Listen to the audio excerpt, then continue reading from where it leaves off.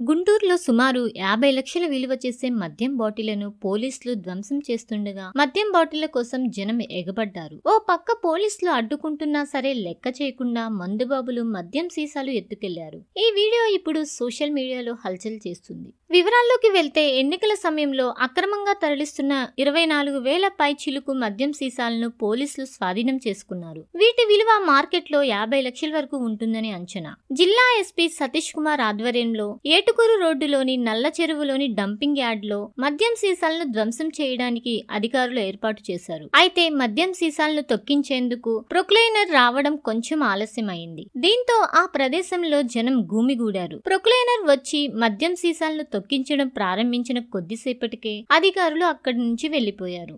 వారు వెళ్లిపోవడంతో పోలీసులు సమక్షంలోనే కొంతమంది మందుబాబులు మందు బాటిళ్లను పట్టుకుని పారిపోయారు. పోలీసులు అడ్డుకునే ప్రయత్నం చేసినా వినకుండా సీసాలు ఎత్తుకెళ్లారు. ఇక చోరీకి పాల్పడిన మందుబాబులను గుర్తించే పనిలో పోలీసులు ఉన్నారు.